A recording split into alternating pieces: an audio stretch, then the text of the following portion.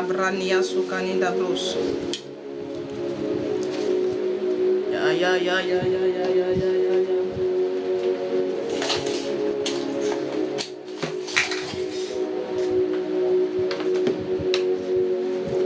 Shalom, shalom, shalom, shalom, shalom, shalom, peuple de Dieu. Nous nous retrouvons encore une fois de plus.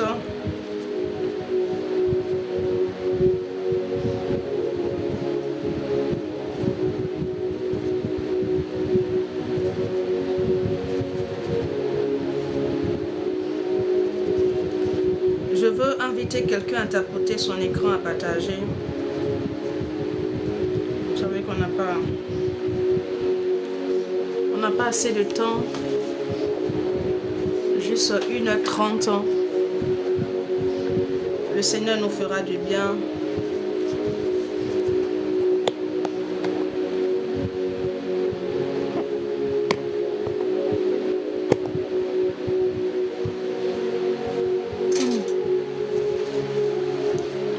Ok.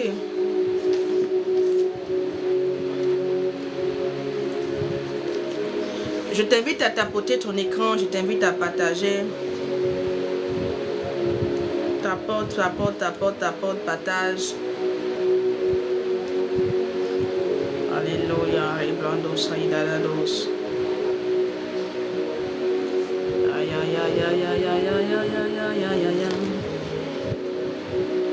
Ce matin, nous étions là, vraiment par la grâce de Dieu. Le Seigneur nous a bénis au travers de sa parole. Yahweh nous a fait du bien et encore nous sommes donc à notre rendez-vous d'exhortation et de méditation. Je vais partager, toi aussi partage.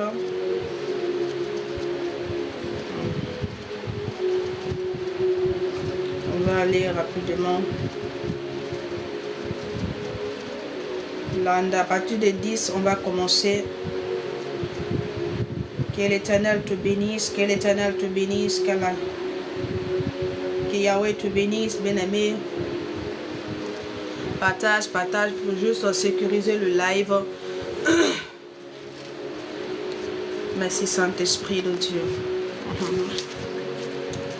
Ya, Roba Sobradias. Nous n'avons que toi, Seigneur Jésus. Tu es tout pour nous, Adonai. Ya Roba Shederebo, Santarabayon de Korobosh. Lebrania Sokane Lebro Shandegais. T'apporte ton écran, t'apporte et partage. Le Seigneur veut t'apporter cette parole. L'Éternel veut bénir encore ta vie en ce jour. Le Seigneur veut te bénir au travers de sa parole. Et donc t'apporte ton écran, t'apporte et partage.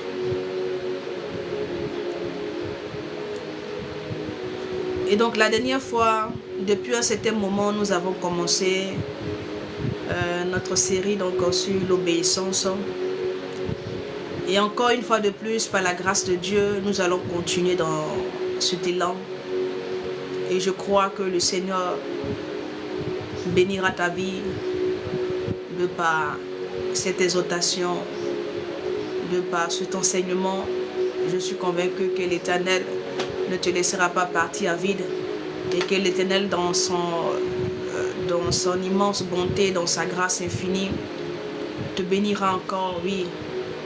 Et tu vas vraiment saigner la pensée de Jésus.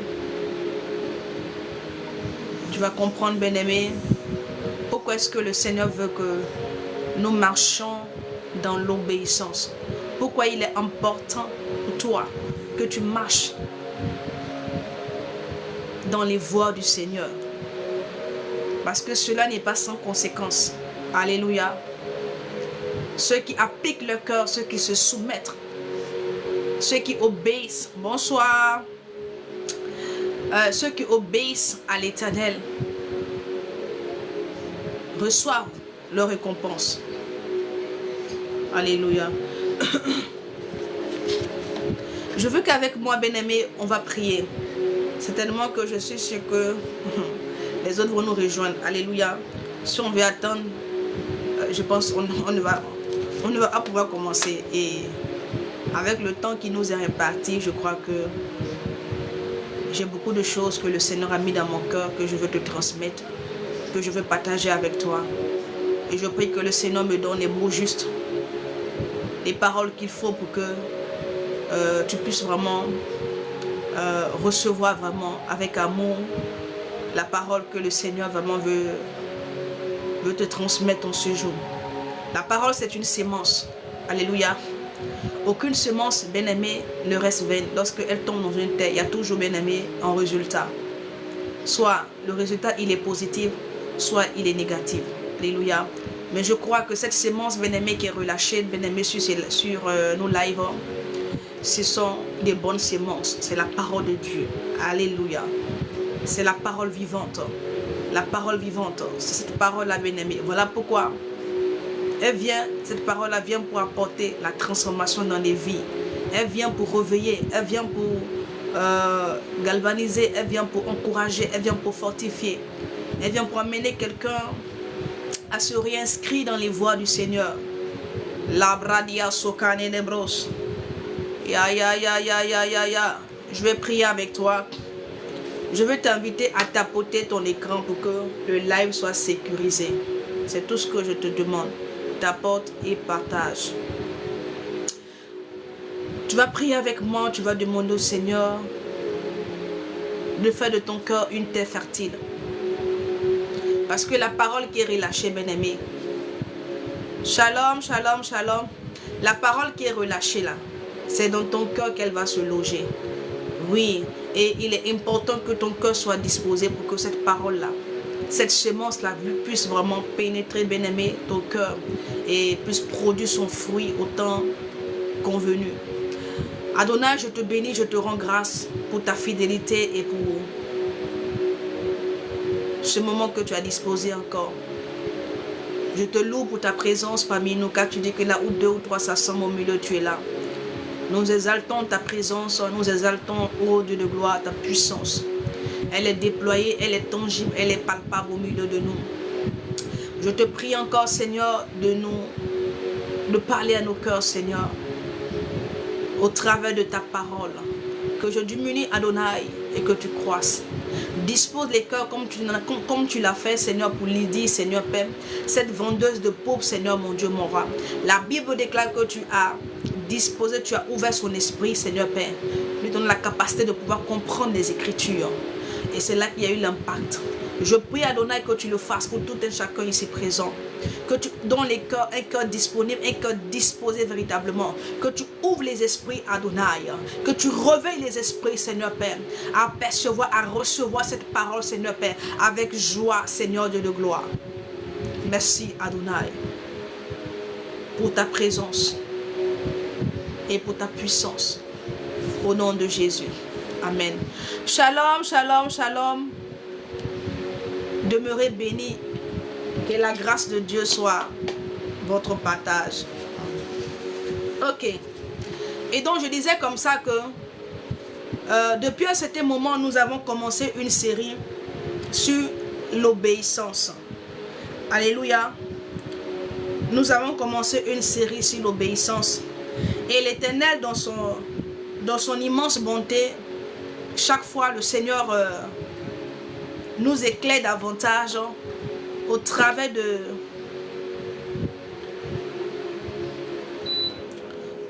de sa parole en ce qui concerne vraiment l'obéissance.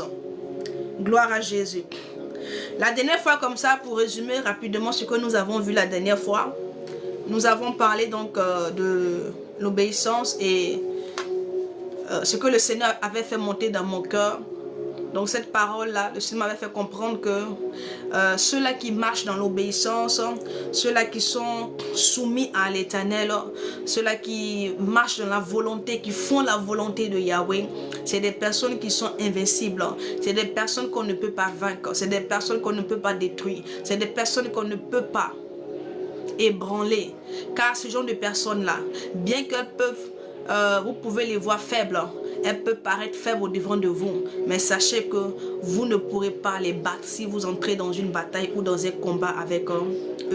Parce que c'est des personnes qui ont appliqué leur cœur à obéir à l'Éternel. Et donc, ce type de personnes-là, celui qui combat pour eux, celui qui se tient au devant d'eux, c'est l'Éternel. C'est lui qui fait de leur combat ses combats, de leurs défis ses défis. Alléluia.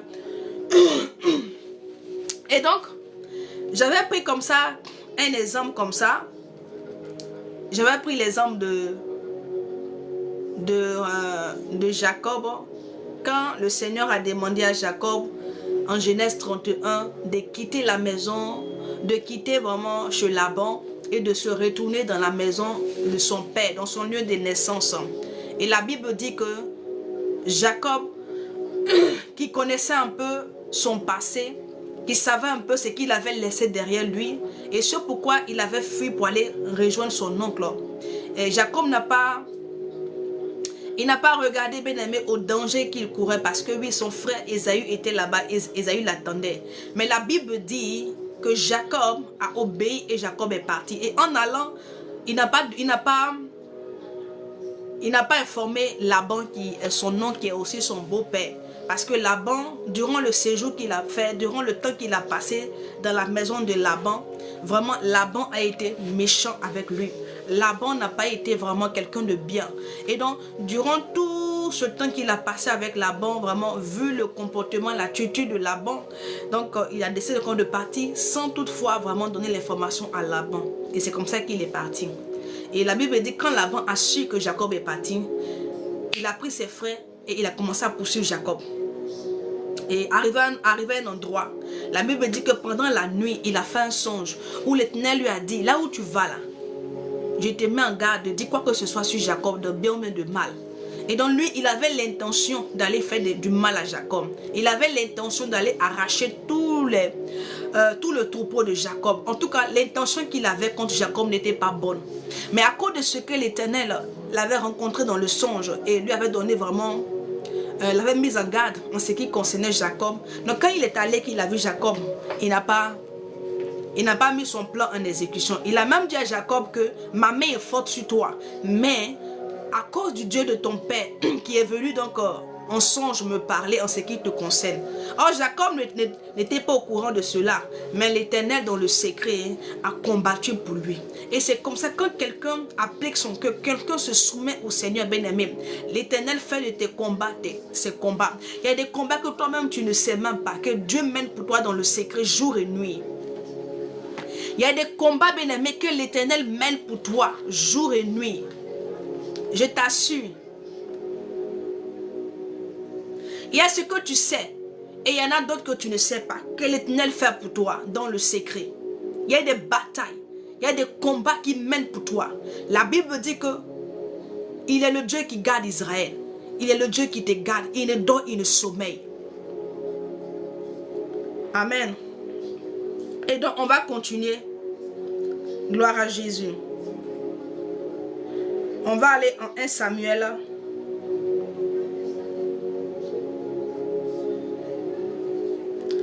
Et on va continuer ainsi.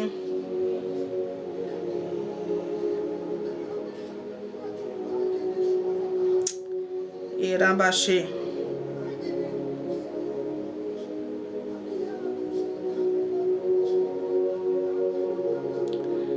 Je veux que tu t'apportes ton écran. Ok, on va aller en Samuel le chapitre. Bonsoir, bonsoir. On va aller en Samuel le chapitre 1er à partir du verset 15. Le chapitre 1 Samuel le chapitre 15 à partir du verset 22. Ok. On va y aller. Il y a beaucoup de choses à dire. Hein? Alléluia. Et j'ai aussi pris l'exemple aussi de... non. On va aller. Au fur et à mesure, je vous dirai. Donc, j'ai beaucoup de choses à vous dire par rapport à la parole de Dieu. J'espère que le temps qui m'est imparti vraiment me permettra vraiment de tout dire. Et donc comme ça, en 1 Samuel le chapitre 15, le verset 22. Samuel dit, L'Éternel trouve-t-il du plaisir dans les holocaustes et les sacrifices, comme dans l'obéissance à la voix de l'Éternel? Voici, l'obéissance à la voix de l'Éternel. Voici, l'obéissance vaut mieux que les sacrifices, et l'observation de sa parole vaut mieux que la graisse des béliers. Et donc, le prophète Samuel ici qui dit à Saül, est-ce que l'Éternel prend-il plaisir dans les holocaustes, dans les sacrifices? Alléluia. Il reprend encore, il dit que l'Éternel prend plaisir. Là où l'Éternel trouve son plaisir, c'est dans ton obéissance, c'est dans ta soumission, bien-aimé. C'est lorsque, bien-aimé, tu observes sa parole, lorsque tu te soumets à sa parole, lorsque tu te soumets, bien-aimé, à ses instructions. Voilà en quoi l'Éternel prend plaisir. Et tous ceux, parce que tous ceux qui appliquent leur cœur, tous ceux qui se soumettent, shalom, shalom, couronne de gloire, tous ceux qui appliquent leur cœur, tous ceux qui se soumettent et qui marchent ainsi, bien-aimés, dans cette obéissance, dans cette soumission, bien-aimés, tous ceux qui cherchent la volonté de l'Éternel, tous ceux qui cherchent à faire, non pas leur volonté, mais à faire la volonté de l'Éternel, bien-aimés, c'est des personnes, bien-aimées, qui sont invincibles. C'est des personnes qu'on ne peut pas battre. C'est des personnes qu'on ne peut pas détruire. C'est des personnes qu'on ne peut pas ébranler. Alléluia. On va prendre notre Bible dans le livre de Genèse, le chapitre 12, à partir du verset 12. Et on va voir ensemble. Genèse 12.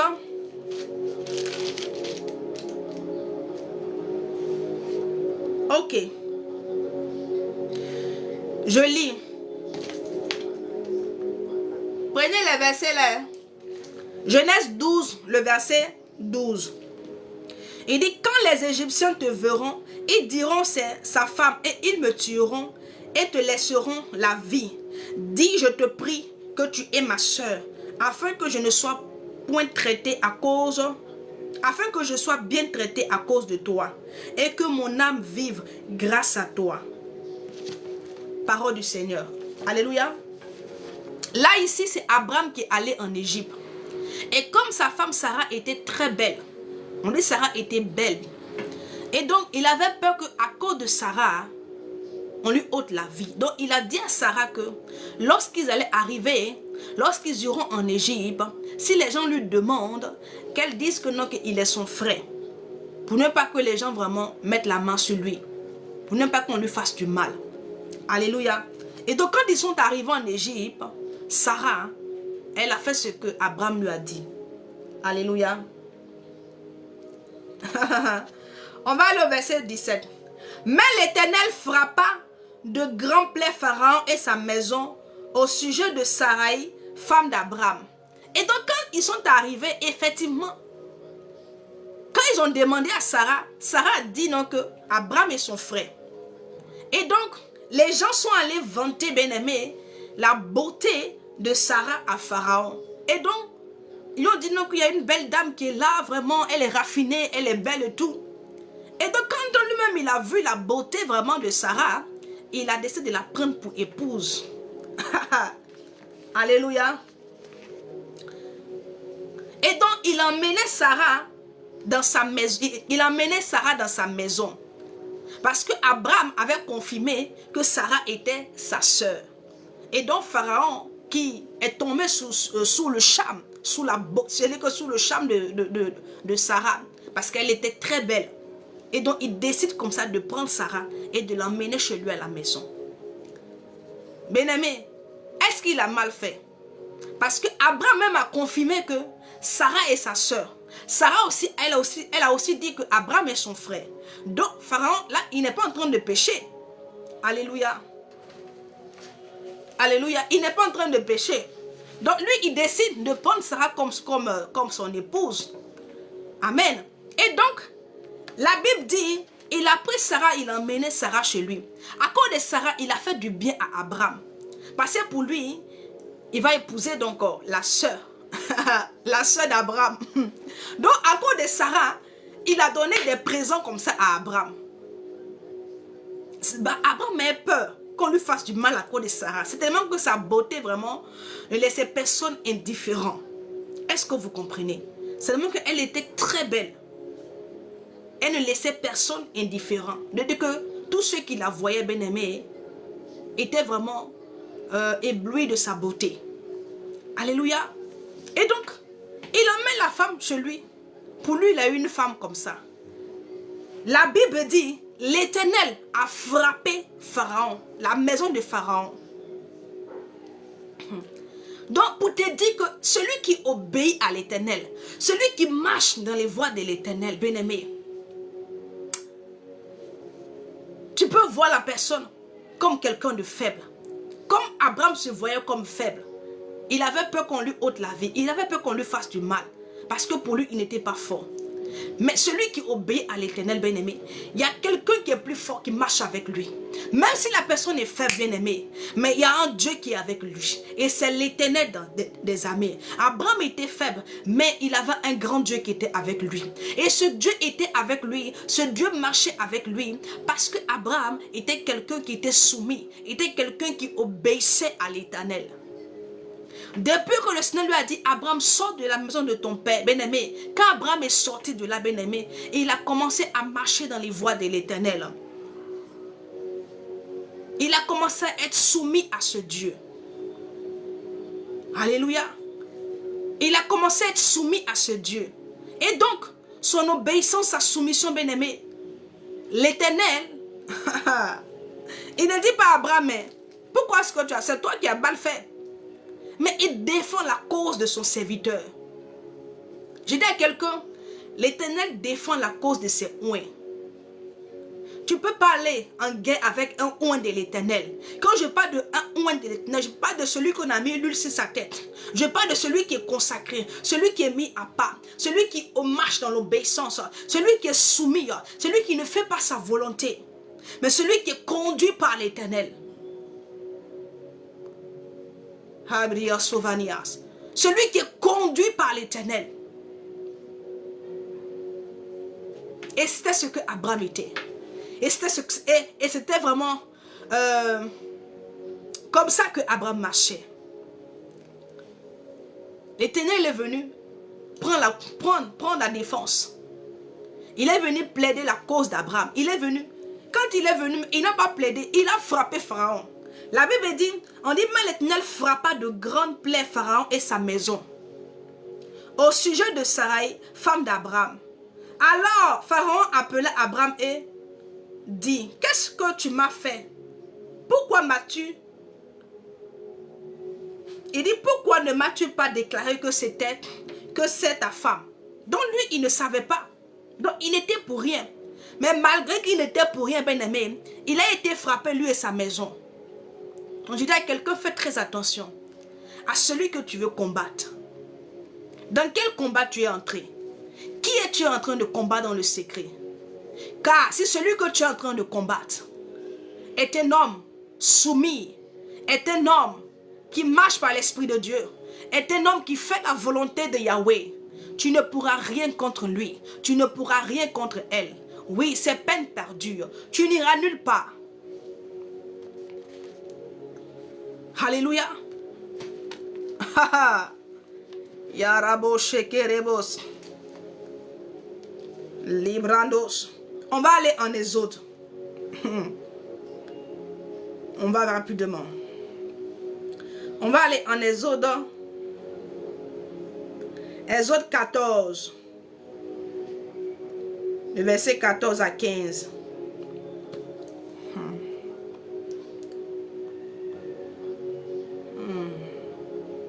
Les gens s'amusent souvent. Ils voient des gens parfois qui paraissent faibles. Et ils pensent qu'ils peuvent aller en confrontation avec ces personnes. Ils pensent qu'ils peuvent les vaincre.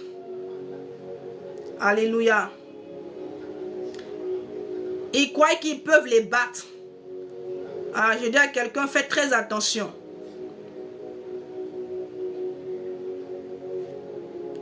fais très attention à celui que tu es en train de combattre aujourd'hui.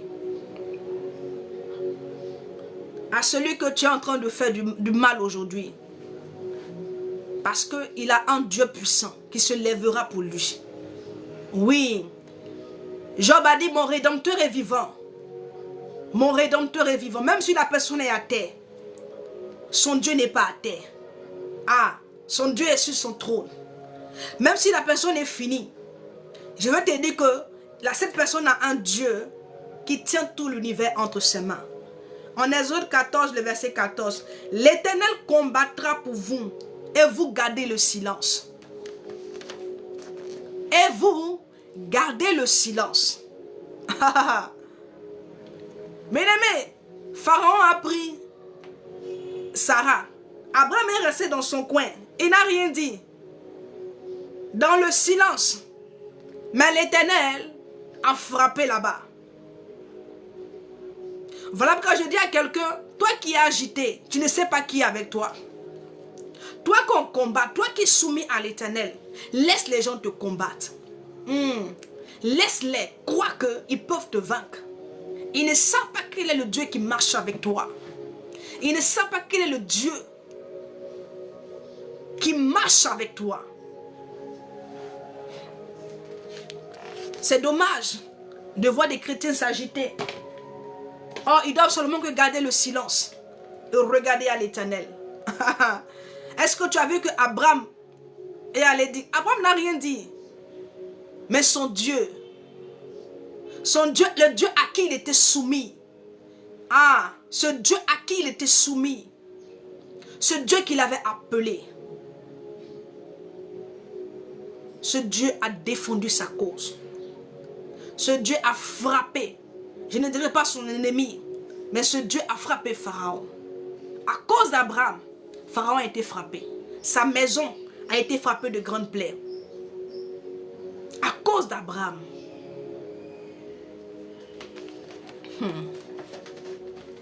Yadabos. On va prendre notre Bible. On va aller dans le livre d'Esther. On va aller en Esther.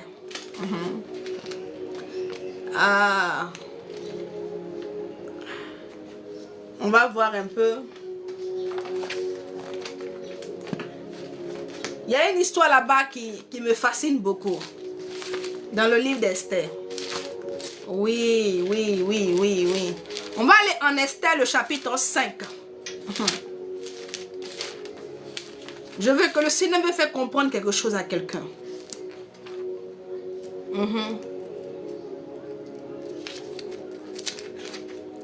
Le Seigneur me fait comprendre à une personne que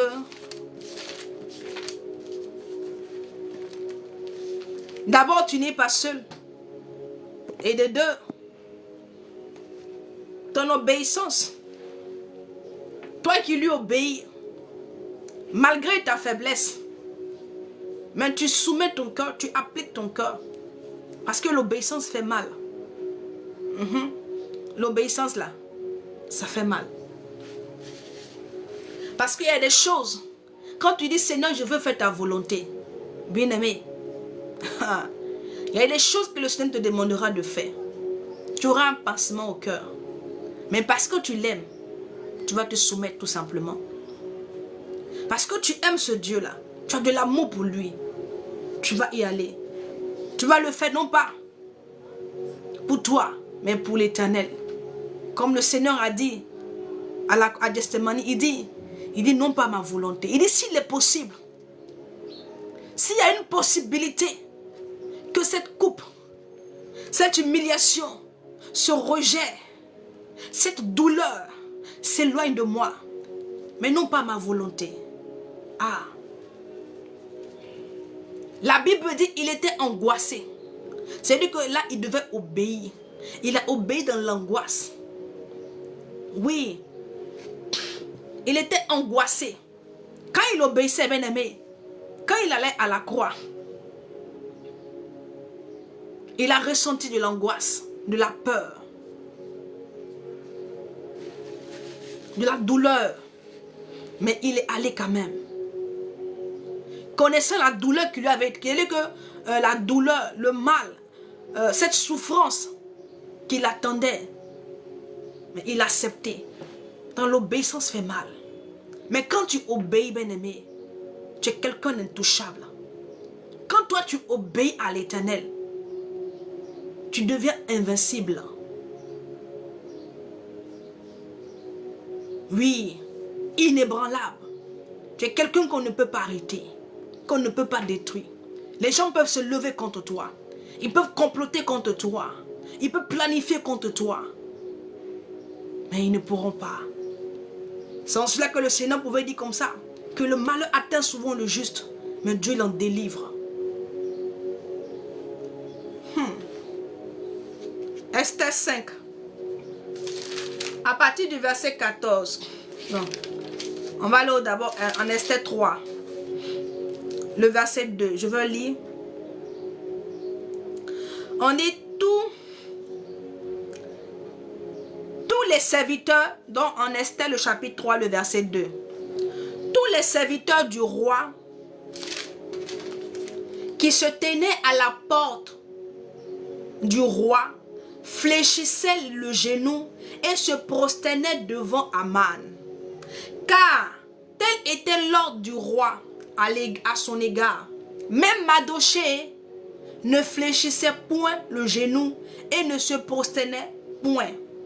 Et les serviteurs du roi qui se tenaient à la porte du roi dit à Mardochée: pourquoi transgresses-tu l'ordre du roi? Comme il le lui répétait chaque jour et qu'il ne l'exécutait pas, il en fit rapport à Aman pour voir si Mardochée persisterait dans sa résolution. Car il leur avait dit qu'il était juif. Amen. Merci Seigneur pour ta parole. Bien-aimés, voici ici, dans le livre d'Esther, nous savons que les Mardochée là, ce sont les déportés, hein, ceux qu'on a déportés au temps de Jéconia. Et donc, ils se retrouvent dans un pays. Ils sont esclaves et tout.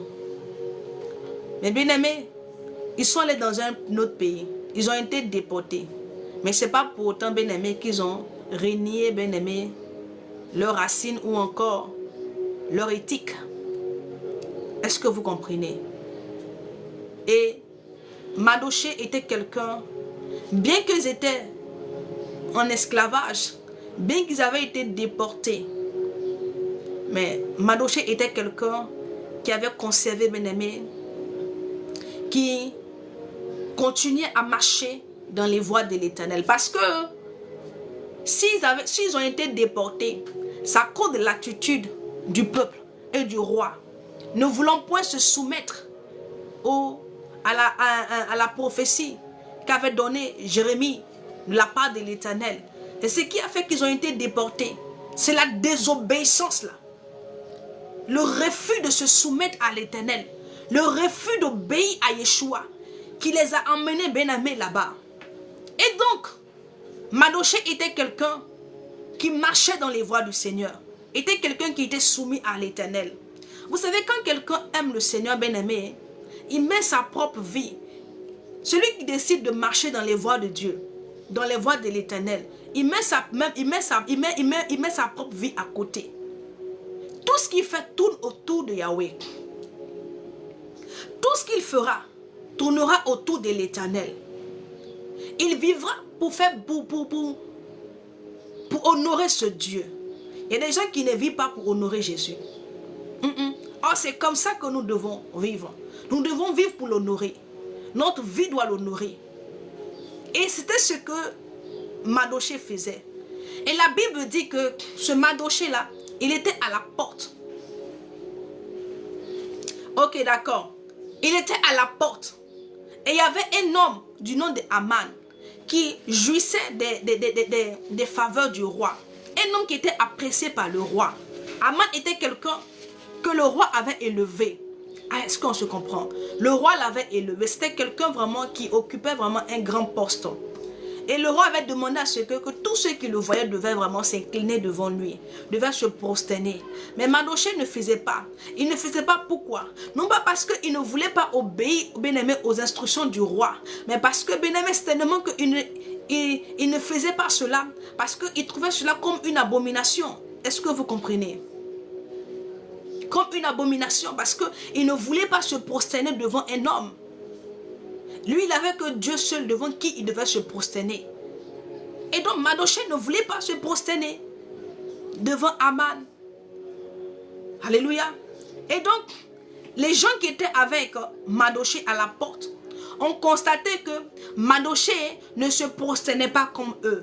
C'est-à-dire qu'il ne faisait pas vraiment comme eux. Chaque fois que Aman passait. Et donc, les gens qui étaient avec lui sont allés dire à Aman. Vous savez,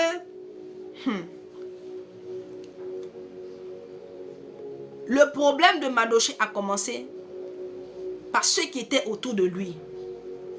Ceux qui étaient à la porte avec lui. Parce que ce sont ces personnes-là qui se sont levées pour aller dire à Aman. Aman n'était pas au courant, Aman ne savait pas que Mardochée ne se prosternait pas devant lui.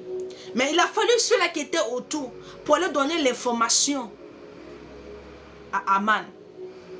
Mais qu'est-ce que les gars recherchaient? En donnant l'information que Mardochée, cet homme-là, il ne se prosterne pas devant toi. Quand tu passes, il ne s'incline pas.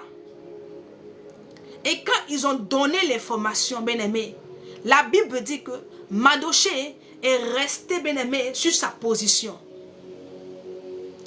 Oui, il est resté sur sa position de ne pas se prosterner devant Aman. La Bible dit que ton oui soit ton oui, que ton non soit ton non. Il faut être constant dans tes voies. Il faut être ferme dans tes voies. Oui.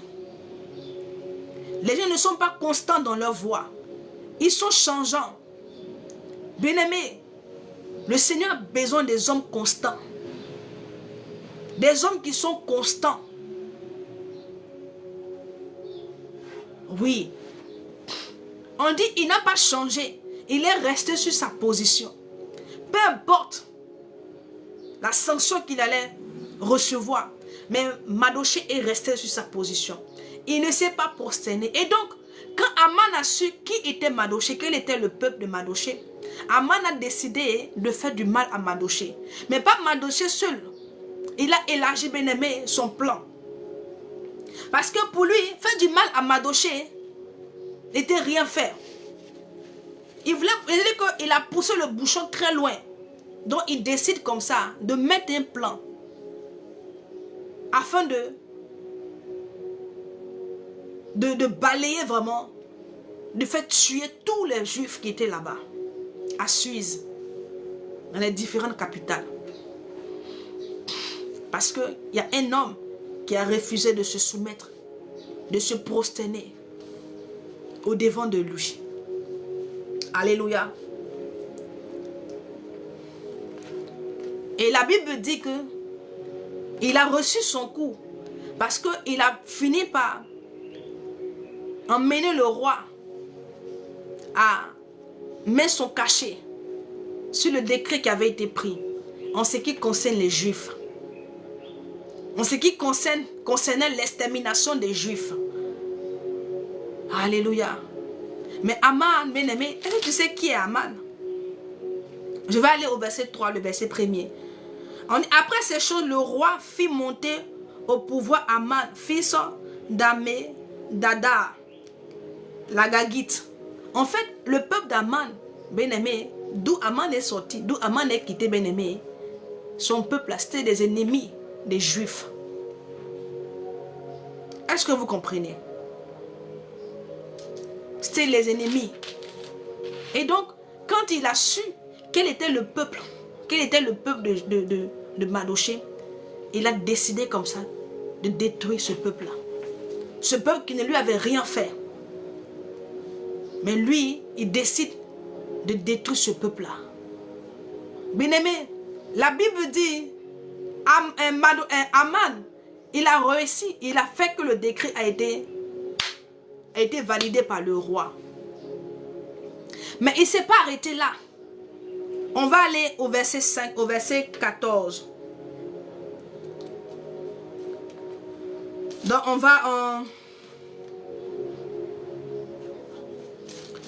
va aller donc en Esther 5, le verset 14. Je vais vite parce que j'ai beaucoup de choses à dire.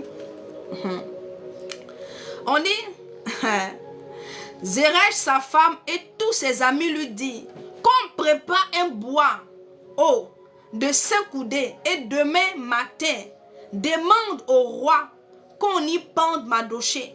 Puis tu iras joyeux au festin avec le roi. Cet avis plut à Aman et il fit préparer le bois. Et donc Aman a donné l'information à sa femme, à ses amis, en ce qui concernait Mardochée. Et donc eux, ils lui ont donné une idée. Tu sais ce que tu feras? Il faut, puisque tout ce que tu dis, le roi est d'accord avec tes dits, puisque tu bénéficies de sa grâce. Est-ce que vous comprenez? Et donc eux, ils donnent une idée comme ça à Aman. Ils lui ont dit, bon, c'est mieux, tu vas faire une potence. Tu vas faire un poteau dans la cour ici, spécialement pour Mardochée, pour le pendre. Et la Bible dit, alléluia, la Bible dit qu'il a trouvé cette idée-là géniale, formidable. Oui, il a trouvé l'idée géniale. Ah, enfin, il va en finir avec son ennemi. Donc, Mardochée était son ennemi juré. Mais ce qu'il ne savait pas, c'est que Mardochée avait un Dieu. Mardochée avait refusé de se prosterner parce que Mardochée honorait le Dieu véritable. Mardochée ne voulait pas, bien aimé, désobéir à l'Éternel. Le refus de se prosterner devant Aman était tout simplement par amour pour l'Éternel. Était tout simplement, bien aimé, par amour pour l'Éternel. Il ne voulait pas désobéir à ce Dieu.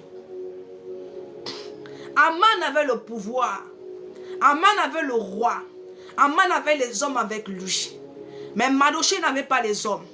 Il avait plus que les hommes. Je dis à quelqu'un, les gens te voient et ils se disent que c'est fini, tu es fini. Il n'y a pas de problème. Mais ce que toi tu as là, bien-aimé, ce qui est avec toi là, ce qui est en toi, eux ils n'ont pas encore cerné cela. Mardochée, Aman pouvait voir Mardochée, un esclave. Qu'est-ce qu'il peut faire? Qu'est-ce que cet homme peut faire? Lui, il pouvait, c'est-à-dire qu'il mangeait à la table du roi. C'est-à-dire que Aman, lui, il mangeait à la table des rois.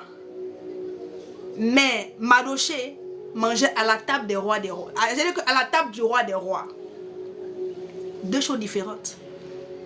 Lui, Aman, il mangeait à la table du roi.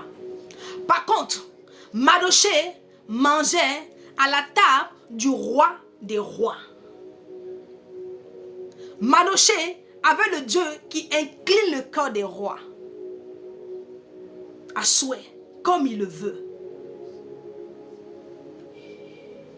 Il a vu un homme faible, un homme affaibli, dans un état fragile. Et il a pensé qu'il pouvait vaincre cet homme. J'ai dit, quand tu obéis à l'Éternel, tu deviens un homme invincible, intouchable, un homme qu'on ne peut pas détruire. Voilà pourquoi quelqu'un, au sortir de ce live, nous a dit, Seigneur, moi je t'obéirai dorénavant. Parce que j'ai compris l'impact de l'obéissance.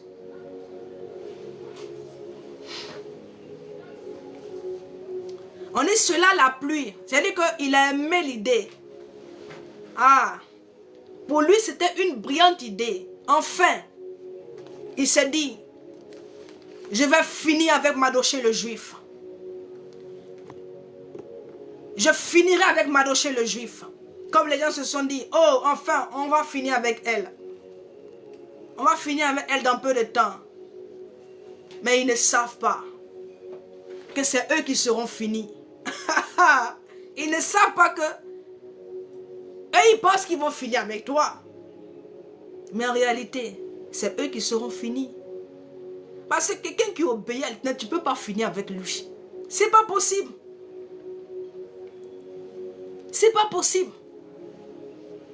Quelqu'un qui est soumis à Jésus-Christ. Quelqu'un qui parle là où le Seigneur l'envoie.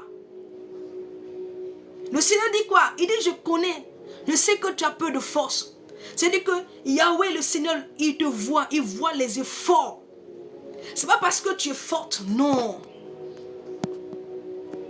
Alléluia. C'est pas parce que tu es fort. Mais à cause de l'amour pour le Seigneur, tu te bats avec ta chair. Même quand ta chair t'emmène à aller pécher. Même quand ta chair veut t'emmener à tomber. Tu luttes. Tu cries à Dieu, Seigneur, maintiens-moi dans tes voies. Tu luttes pour ne pas tomber.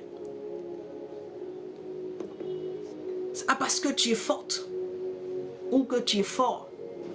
Mais c'est l'amour du Seigneur. L'amour que tu as pour l'Éternel qui t'emmène à lutter. Il dit, je connais parce que tu as peu de force, tu as peu de puissance. Mais tu as gardé ma parole. Autrement dit, tu m'as obéi. Tu t'es soumis à moi. Vous pensez que ceux qui obéissent, c'est parce qu'ils sont forts? Non. C'est parce qu'ils sont faibles même qu'ils obéissent. On n'obéit pas parce qu'on est fort. On n'obéit pas parce qu'on est fort. On n'obéit pas parce qu'on peut. Mais on obéit par amour pour le Seigneur. On obéit parce qu'on aime l'Éternel. Parce qu'on veut s'inscrire dans ses voies. Alléluia. La Bible dit que pendant la nuit, où ils ont mis le plan en exécution. Ah. Je dis à quelqu'un que le sorcier dort. Celui qui te combat là, il dort. C'est-à-dire que durant toute la journée là, ils ont fait leur plan. Même la nuit, même s'ils se sont promenés sur tous les toits. Il arrivera un moment où ils vont aller dormir. Il arrivera un moment où ils iront se coucher. Mais celui qui est avec toi, la Bible dit qu'il ne dort, il ne sommeille. Celui qui marche avec toi, celui qui est en toi, il ne dort, il ne sommeille. Donc, est-ce que tu comprends? C'est-à-dire que 24 heures sur 24 heures, il est là, il veille sur toi. Mais qu'est-ce qui peut t'arriver? Parce que même le sorcier, quand il finit de se balader, après il va se coucher. Est-ce qu'il sait ce qui se passe après? Quand lui va dormir? Est-ce que lui sait qu'est-ce qui se passe après? Parce que tu as me dit que non, qu'il reste éveillé toute la nuit. Non. Et même s'il reste éveillé toute la nuit, pendant la journée là, il aura un moment où il va dormir. Mais lui dont nous parlons là, la Bible dit qu'il ne dort, il ne sommeille. Il ne ferme pas les yeux. Ses yeux sont rivés sur toi. Il te garde, il veille sur toi. Il est là, il se dit qu'il est là. Donc quand Aman a fini son plan pour le lendemain, pour lui c'était un acquis. Il avait déjà eu la tête de Mardochée. Il avait déjà eu la victoire. Et donc il pouvait se réjouir d'avance. Mais c'était mal connaître Yahweh. Mardochée était là-bas. Il ne savait pas ce qui se passait contre lui. Il ne savait pas que Aman avait préparé quelque chose contre lui. Il ne savait pas. Lui, il ne priait que son Dieu. Il élevait la voix que vers l'Éternel. Oui.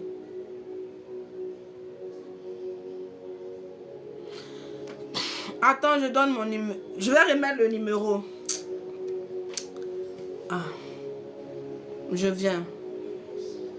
J'ai oublié même que je devais mettre le numéro. 01. Le numéro quand tu mets aussi là.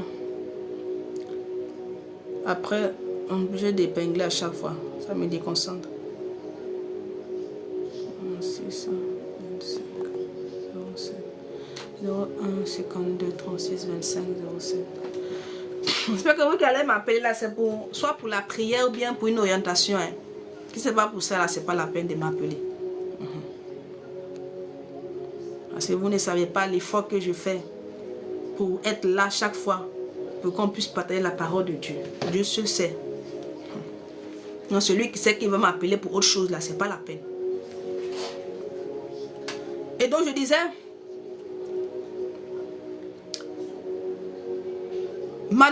Aman allait dormir, savourant sa victoire à la veille. Jusqu'à il allait se coucher, il s'est dit, oh, enfin, j'en finirai avec ce juif, ce Madoché. On ne finit pas avec les Madochés. Non, non, non, non, non, non, non. Madoché même lui-même, il ne savait pas ce que l'ennemi était en train de tramer contre lui. Ils avaient mis sa tête à prix, lui il ne savait même pas. Comme toi tu es là, tu ne sais pas. C'est pour ça que je dis à quelqu'un, quand toi tu vas te coucher, tu te lèves le matin, tu penses que c'est normal. Est-ce que tu sais les combats, les batailles qui ont été menées pour toi dans le secret?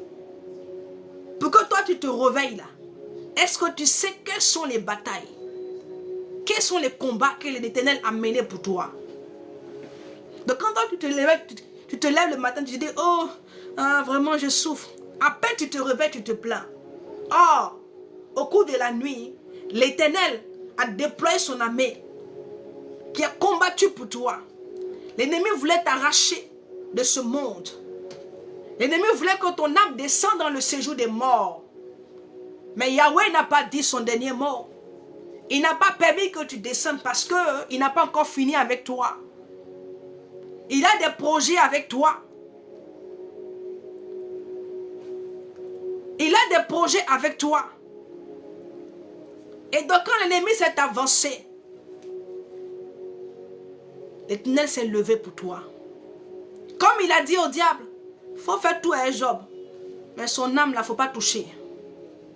Actuellement, tu traverses des moments difficiles. L'ennemi te combat par-ci dans tes finances, dans ta santé, dans ta maison, dans ton foyer. Tout est mélangé pour toi, tu ne comprends rien. Mais c'est tout ce qu'ils peuvent faire. Sinon que ton âme, ils ne peuvent pas toucher. Parce qu'il y a une limite pour eux. Ah. C'est tout ce qu'ils peuvent faire dans ta vie. Et puis même ce qu'ils sont en train de faire là. Le temps est arrivé, le temps arrive. Il y a un temps qui est là. Où là, ils ne pourront plus rien faire. Ils seront que dans l'obligation de te regarder dans la gloire. Ah oui. Et même ils sont là parce qu'ils doivent te servir d'escalier pour que tu montes. Oui. Ils sont là parce que le moment venu, ils seront des escaliers pour toi. Ils seront des escaliers pour toi pour que toi tu montes. J'ai mis le numéro, tu m'appelles. S'il y a un tour de prière, je vais voir pas. Selon que l'esprit donc mettra dans mon cœur. Le numéro est là pour ceux qui veulent m'écrire. Alléluia. Oui. Madoché allait se coucher. Lui, il avait le problème dans sa tête. Il a vu la lettre. On dit ils vont faire du mal à son peuple, lui et son peuple. Mais il ne savait pas qu'il y avait un autre problème encore. Attends, je ferme la fenêtre là.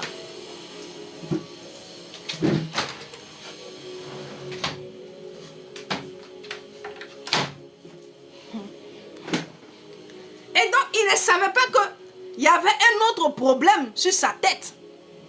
Donc, Aman. Parce que Aman ne s'est pas arrêté à ce décret. Aman est allé loin. Parce que Aman s'est dit que certainement que si Madoché restait en vie, Madoché allait mettre en mal son plan. Et donc, il fallait exterminer Madoché pour plus affaiblir le peuple. Madoché était pour lui un danger en ce qui concernait son plan. Et donc, il fallait effacer Madoché pour que son plan puisse aller jusqu'à son achèvement, jusqu'à son accomplissement. Mais cette même nuit où il s'est réjoui, cette même nuit où il a cru avoir la victoire, cette même nuit où il a cru bien aimer, il voyait déjà Madoché dans la tombe, sous la terre. Il avait déjà enterré, c'est-à-dire que Madoché dans sa tête, pour lui, Madoché c'est déjà fini. Parce que le roi ne lui refusait rien. Oui. Le roi Assyrus ne refusait rien à Aman.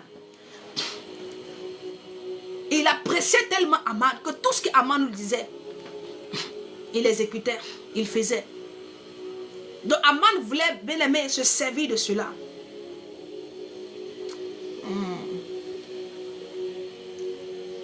On dit cette nuit-là, au verset 6, au chapitre 6. Chapitre 6, on va aller rapidement. On dit cette nuit-là, le roi ne peut pas dormir. Et donc, la nuit où Aman avait déjà planifié contre Mardochée, c'est la même nuit-là, le roi aussi n'a pas trouvé le sommeil. Mais qui a fait ça? C'est l'Éternel. Parce que l'Éternel était chez Mardochée. Il était chez Aman. Il était en même temps chez le roi. Car il est omniscient, car il est omniprésent, il est omnipotent. Et donc l'Éternel avait tout déjà vu. Et donc, il a créé bien-aimé, il a mis en place un plan de secours afin que la vie de son serviteur, afin que la vie de son oint, oui, soit épargnée, soit sauvée. Il n'est pas allé consulter, il n'est pas allé voir Mardochée pour dire que mon fils, tu vois ce qu'ils sont en train de faire pour toi. Voilà pourquoi je dis que c'est un père responsable. D'accord? C'est un père responsable.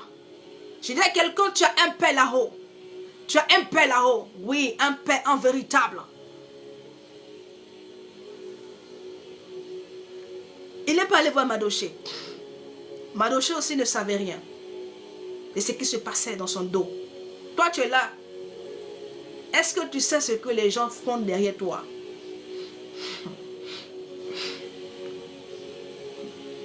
Souvent, le Seigneur il te cache ces choses-là pour ne pas que ton cœur soit affecté. Pour ne pas que ton cœur, parce que le Seigneur veut que ton cœur demeure impur. Il veut que tu gardes ton cœur dans cette pureté-là. Donc il y a des choses qui ne te révèlent pas. Il y a des choses qui ne te montrent pas. Il y a des choses qui ne te disent pas. Parce qu'il veut te voir dans cette pureté. Il sait qu'en te disant, en te montrant certaines choses, que les gens autour, ceux avec qui même que tu manges, ceux qui prétendent t'aimer, ceux qui prétendent être tes amis, ceux qui prétendent être avec toi, il y a des choses qu'ils disent, il y a des choses qu'ils font contre toi. Si l'Éternel te montre ces choses-là, et c'est que ton cœur n'est pas prêt pour supporter. Et qu'en te montrant ces choses-là, quand ton cœur n'est pas prêt, la haine va rentrer dans ton cœur. L'amertume va sortir. C'est-à-dire que tu seras rempli d'amertume. Voilà pourquoi il y a des situations que le Seigneur lui-même, en tant qu'un père responsable, il gère ça pour toi dans le secret. Sans pour autant te dire. Lui-même, dans le secret, il gère la situation pour toi. On dit le roi n'a pas pu dormir. Le roi était là. Il n'arrivait pas à dormir. Mabro Sabarias. J'ai envie de laisser ça. On va aller en Daniel. Je vais aller en Daniel avec quelqu'un. On court comme ça va en Daniel. Ah, c'est Branouvadias. La parole de Dieu est intéressante. Ça fait du bien à l'âme. Je ne sais pas, bien-aimé, pourquoi toi tu ne médites pas. Hein? En principe, avec tous les enseignements que le Seigneur me permet de t'apporter, tu devais prendre goût déjà à la parole. Hein? La Bible dit qu'on ne donne que ce qu'on a. C'est ce que j'ai, le goût de la parole. Que je viens pour te transmettre. C'est ce que je viens te transmettre. Parce que je t'enseigne avec cette parole-là, avec l'amour, avec cette liberté vraiment. Oui. Tu vois, je prends plaisir. Je veux que tu prennes aussi plaisir à la méditation. Un jour, tu seras là à ma place aussi, tu vas parler aussi de la part du Seigneur. Avec une joie.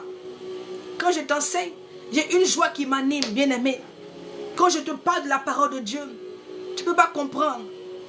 Ah, comme le Seigneur Jésus-Christ a dit quand les disciples sont revenus, ils sont allés chercher à manger. Ils sont venus, maître, il faut manger. Il dit, moi j'ai déjà mangé. Ils se sont regardés entre eux. Mais il a mangé quoi? Il dit, j'ai une nourriture qu'il a mangé que vous ne connaissez pas. C'est de ça, nous. C'est-à-dire que C'est ça que je t'apporte aujourd'hui. Cette nourriture-là, elle est délicieuse. Elle fait du bien à l'âme. Elle fait du bien à l'âme. Cette nourriture. Quand tu es triste, elle te donne de la joie. Tu vois, j'ai des difficultés, mais j'ai la joie. Tu vois, j'ai la joie. Parce que cette parole-là me fait du bien. Et je veux que, bien-aimé, toi aussi, tu puisses vraiment l'aimer et la méditer chaque jour. Ok, on va en Daniel, le chapitre 3. On va revenir sur Esther. Ah, Seigneur, tu es bon. On nous dit ici en Daniel, le chapitre 3, on va commencer à partir de quel verset même? Au verset 22. Yarabash. Dans le verset 22, là, c'est déjà à la fin. On va aller au verset 12. Genèse, le chapitre 3, le verset 12. On dit, or, il y a des Juifs à qui tu as remis l'intendance de la province de Babylone, Shadrach, Meshach et Abednego, homme qui ne tient aucun compte de toi, ô roi. Ils ne servent pas tes dieux. Ils n'adorent point la statue que tu as élevée. Parole du Seigneur. Bien-aimés, voici encore des hommes qui avaient été déportés à Babylone. Toujours dans le même contexte de Jérémie. Quand le peuple ne voulait pas se soumettre, Jérémie est venu à la parole de l'Éternel. Soumettez-vous, obéissez le Seigneur. Ils n'ont pas voulu. Donc, ils ont tous été déportés. Quand ils sont arrivés, Daniel et ses amis ont dit le roi allait prendre ceux-là qui étaient de la famille noble, quelques jeunes là. Et il a décidé que ces jeunes là vraiment, ils allaient les nourrir pendant un certain temps. Et après, il allait vraiment faire le test pour voir ceux-là qui avaient plus de sagesse et tout. Et qui allaient servir auprès de lui. Mais voici que 4 jeunes hommes, 5 même,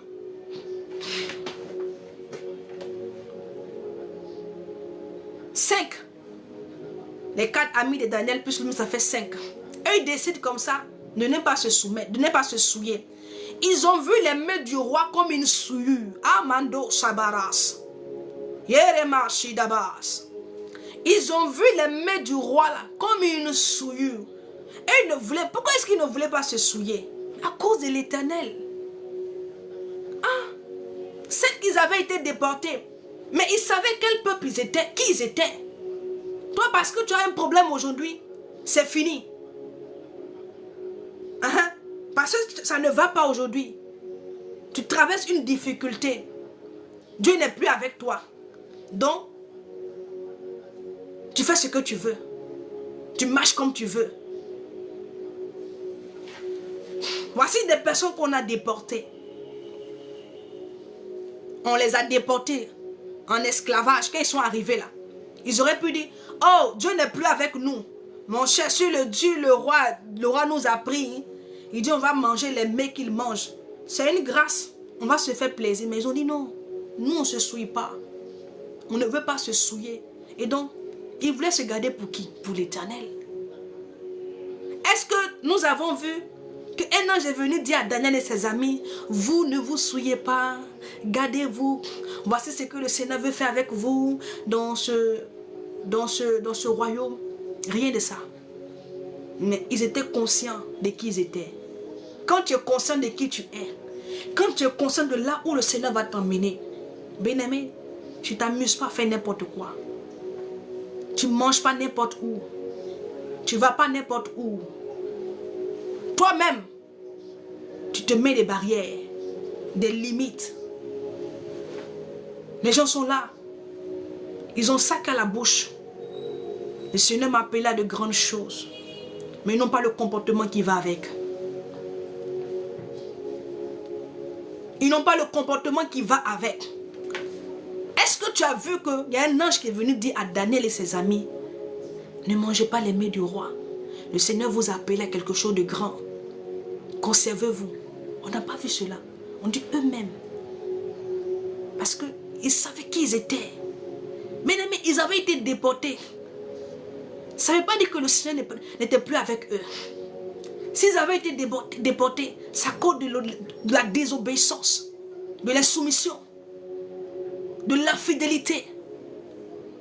Et donc eux, les parents ils ont mal agi, mais eux, étant la nouvelle génération, ils pouvaient corriger ce que les parents n'ont pas fait. En marchant dans la droiture, dans l'intégrité, dans la fidélité, dans la consécration. Dans la consécration.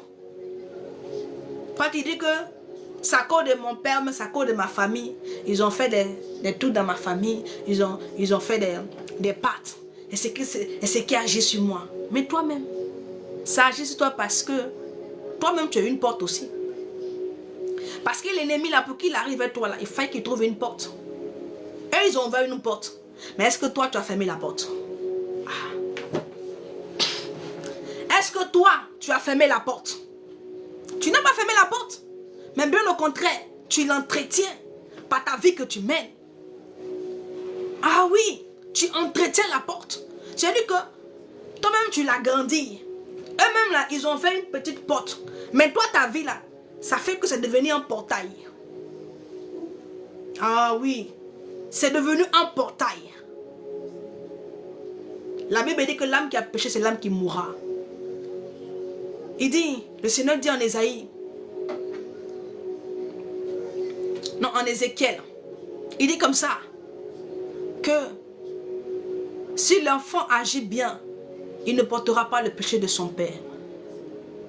Mais est-ce que toi, tu agis bien? Est-ce que toi, tu t'es inscrit dans les voies du Seigneur? Tes grands-parents ont ouvert une porte. Mais toi, tu es venu, tu as élargi ça en un portail.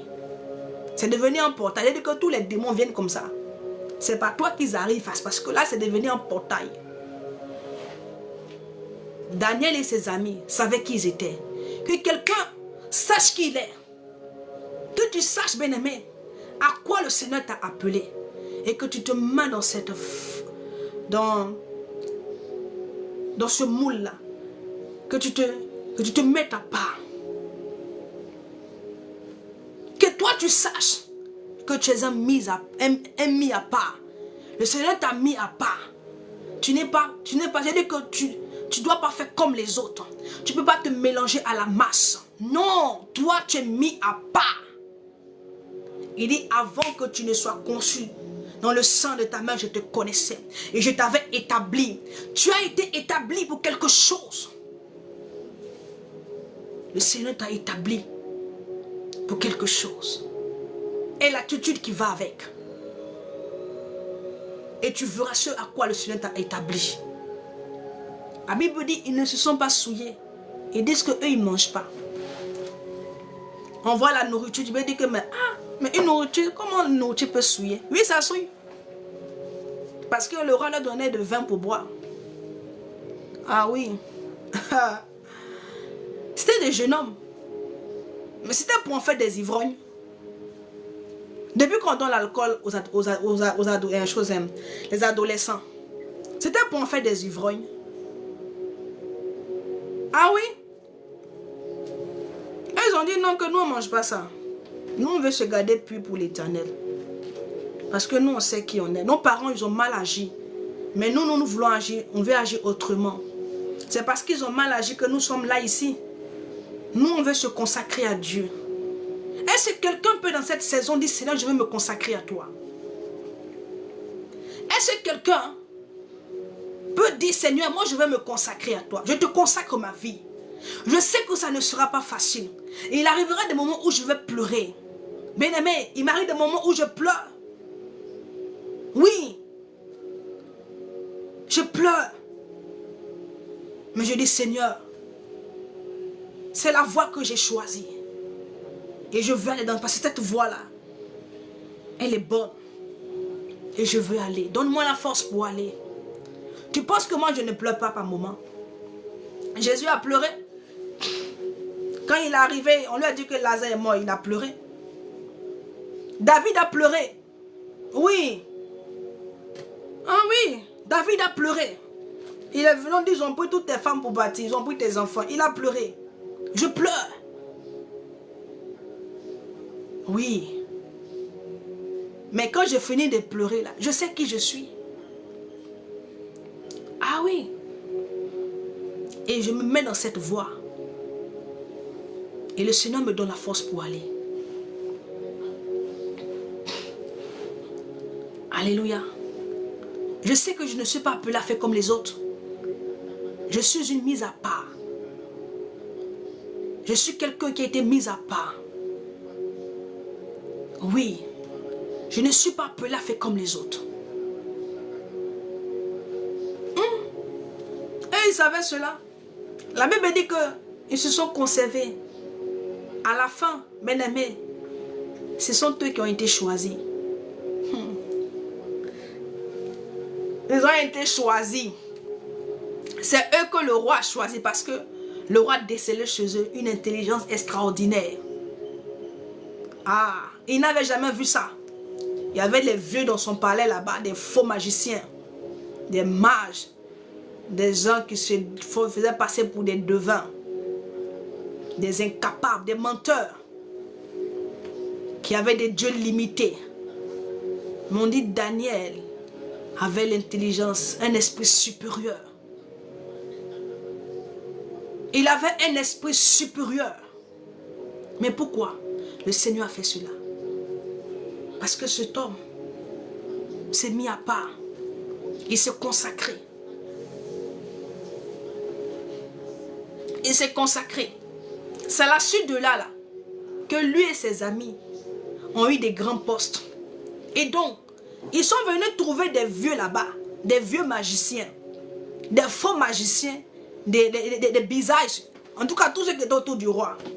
Parce qu'il y a beaucoup de menteurs. Ils sont là autour du président, ils sont autour du roi, tu les vois. Eux là, tout ce qu'ils veulent là, c'est qu'on leur donne un peu. Donc, ils doivent fabriquer des paroles, ils vont fabriquer. C'est comme les prophètes qui étaient autour d'Akab là. Qui étaient autour d'Akab. Et c'est des personnes, ils ne veulent pas contrarier le roi. Donc ils vont, même si le roi bat dans le feu, ils iront dans le feu avec lui. Oui. C'est à la suite de là. À la suite, bien aimé, du temps qui avait été mis à part. Des profiteurs, exactement. Que eux là, ils ont été élevés. L'Éternel les a bénis. Dieu bénit. Tu ne peux pas te consacrer à l'Éternel. Fais tous ces efforts-là, puis le Seigneur va te laisser.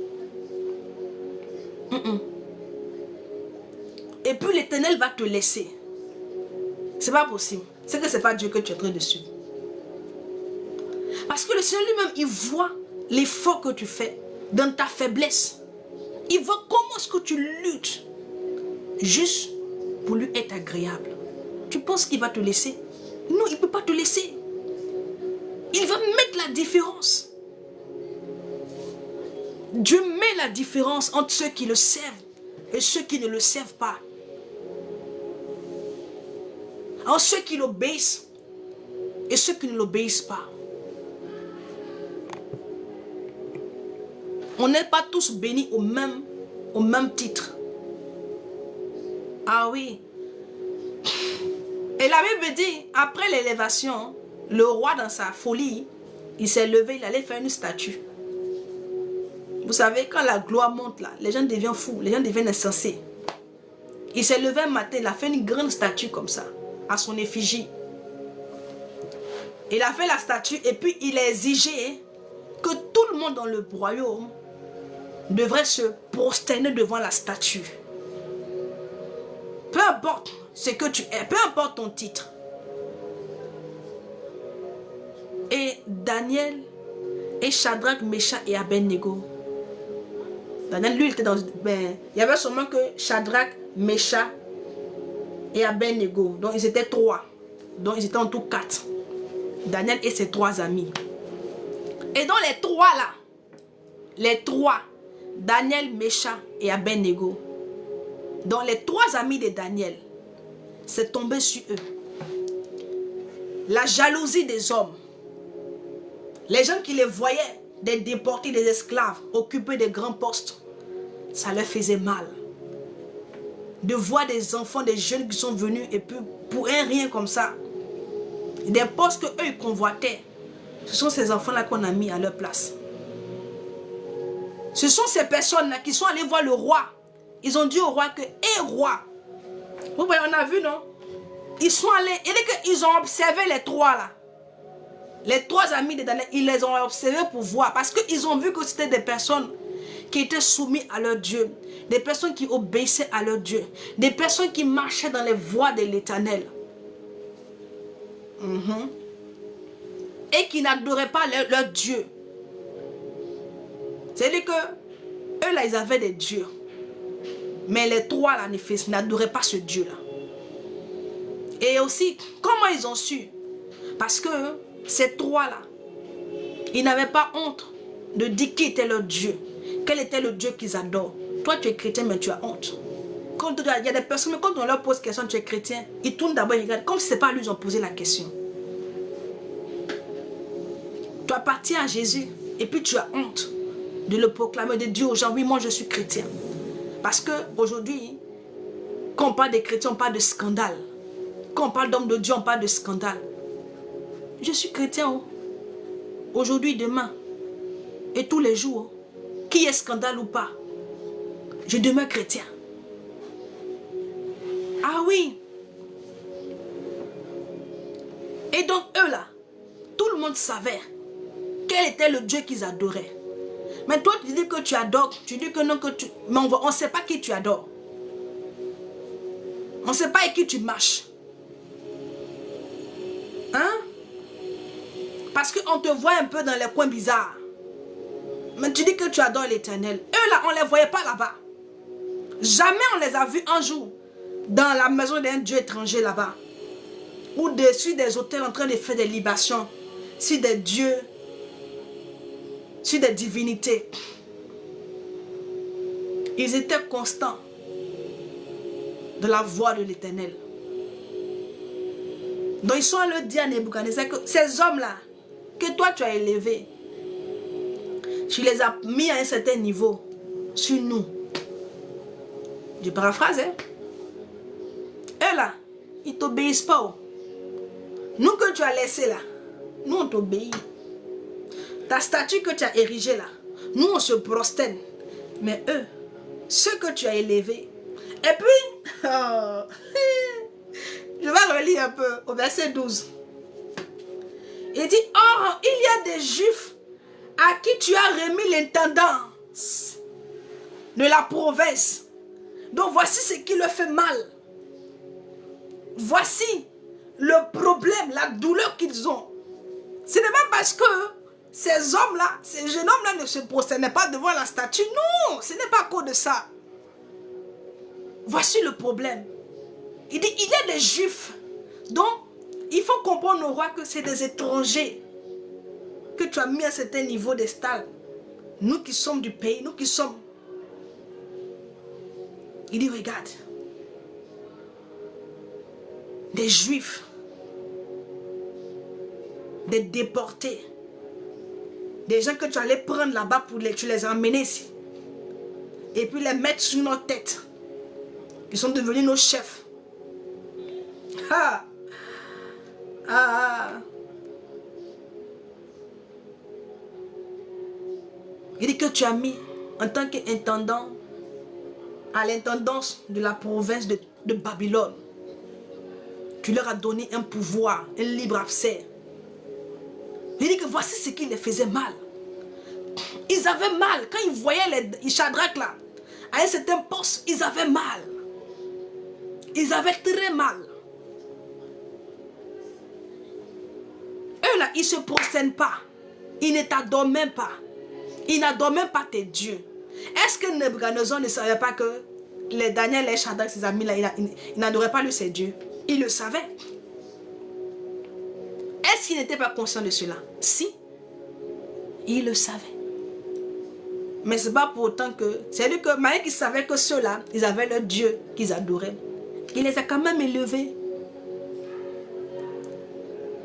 Quand ils ont fini de dire tout cela, ça a irrité le roi. Il dit, en bon, donc il ne se prosterne pas devant ma statue. En bon, oui, appelez-les-moi ici. On va les chercher, ils viennent.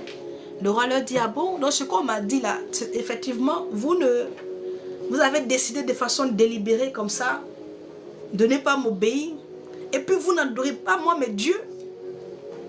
Oui, ça c'est le roi maintenant, Nebuchadnezzar, qui leur dit. Nebuchadnezzar prit la parole et leur dit, au verset 14, il dit, est-ce de propos délibérés, Shadrach, Meshach et Abednego, que vous ne servez pas mes dieux et que vous n'adorez pas la statue d'or que j'ai élevée? Donc il leur pose la question, ah bon? Donc vous, de façon délibérée, vous avez décidé, vous, de ne pas moi, Nebuchadnezzar, moi le roi, adorer moi mes dieux. Et encore, la cerise sur le gâteau, j'ai érigé ma statue, vous ne vous prosternez pas. Ah bon? Il leur pose la question. Ils ont dit oui. Que nous là, on ne peut pas adorer tes dieux. On ne peut pas se prosterner devant la statue. Mais pourquoi est-ce qu'ils ne voulaient pas se prosterner? Mabradou Savas. Pourquoi est-ce qu'ils ne voulaient pas se prosterner, bien-aimé? Car la Bible déclare en Exode 23, le verset 24. Il dit, tu ne te prosterneras point devant des statues, devant d'autres dieux. Ils étaient conscients, bien-aimé. Ils avaient été déportés. Mais ils savaient, bien-aimé, quelles étaient les ordonnances sur lesquelles eux ils devaient marcher. Toi, tu as juste voyagé. Tu as oublié ce que la Bible, ce que le Seigneur te demande, nous demande de faire. Juste un simple voyage seulement que tu as fait là. Tu es allé à l'étranger. Tu as tout oublié. Tu as oublié que le Seigneur dit de marcher dans ses voies. De marcher comme ça. Eux là, ils ont été déportés. Mais ça, ils n'ont pas oublié. Ils n'ont pas oublié qu'ils ne doivent pas se prosterner devant des statues. Ils ne doivent pas adorer d'autres dieux. Mais toi, le Seigneur t'a ouvert un petit... J'ai dit que... Un petit chemin. Tu as eu le visa, tu es parti là. Te voici. Te voici. Tu as oublié les commandements. Les instructions du Seigneur. Parce que tu as voyagé. Parce que tu t'es déplacé. Eux là, on les a déportés. Mais les instructions là, c'était dans leur esprit.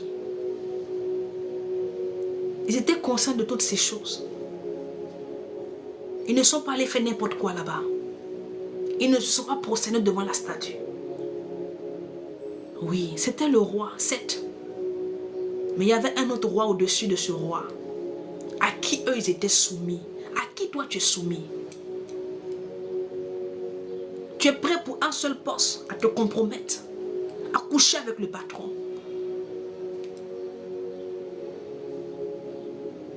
Tu es prêt à cause de ta position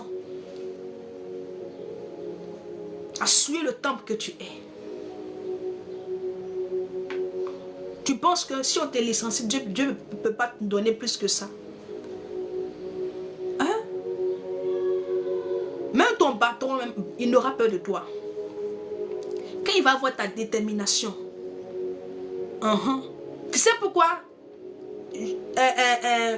Comment il s'appelle même? Hein? Potiphar avait de l'estime et du respect pour Joseph. À cause de sa détermination. À cause de son amour pur qu'il avait pour l'Éternel. Voilà pourquoi Potiphar avait de la considération. Il y a un respect profond pour Jacob. Pour Joseph. Pour Joseph. Oui. Parce que c'était un homme droit. Un homme droit.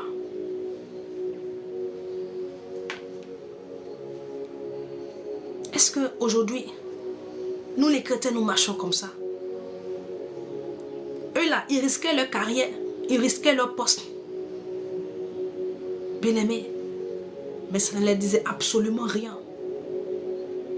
Le poste, tout ce qu'on pouvait leur donner ne leur disait absolument rien. Eux, tout ce qu'ils voulaient, ils ne voulaient pas se détacher de Yahweh.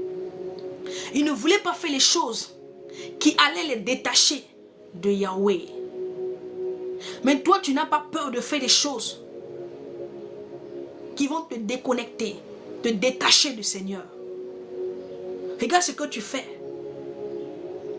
pour ne pas perdre ta place. Ce que tu es prêt ou tu es prête à faire. Vous limitez la main de Dieu. N'est-il pas puissant pour vous secourir? Pour parler en votre faveur? Pour agir en votre faveur? Le roi les a appelés. Ils sont restés sur leur prière. Il dit que nous ne pouvons pas adorer tes dieux. Nous ne pouvons pas. Bien-aimés, si le roi a jeté un regard sur eux, c'est parce que l'Éternel l'a permis. Je t'assure. Si le roi, parmi tous les jeunes qui étaient là, à la fin, c'est eux qui ont été choisis. Ce n'est pas parce que le roi voulait les choisir, mais c'est parce que l'Éternel a mis en eux, qui a permis au roi de les choisir. Les gens t'acclament aujourd'hui parce que l'Éternel a permis que tu sois visible à leurs yeux. Oui, les gens ne comprennent pas cela. C'est Dieu qui permet qu'aujourd'hui les gens t'acclament. Que les gens te sollicitent un peu partout. C'est l'Éternel.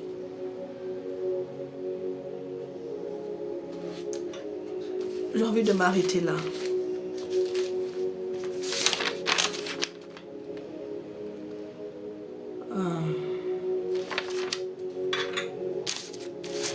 Shalom, shalom, shalom. La Bible dit, ils ont dit au roi. Je veux te lire la partie là pour toi. Shalom, shalom. Puis je vais m'arrêter. Peut-être que le lundi, le mercredi, on se verra. Je vais voir si le mercredi, on va continuer parce que on verra selon ce que l'Esprit remet dans mon cœur. Il dit comme ça ici, au verset 16, regarde un peu la détermination des hommes. Regarde l'homme que le Seigneur veut que tu deviennes. La femme que le Seigneur veut que tu deviennes. Il dit comme ça, Shadrach, Meshach et Abednego répliqua au roi avec respect, avec humilité, avec considération. Nous n'avons pas besoin. Attends, on va aller.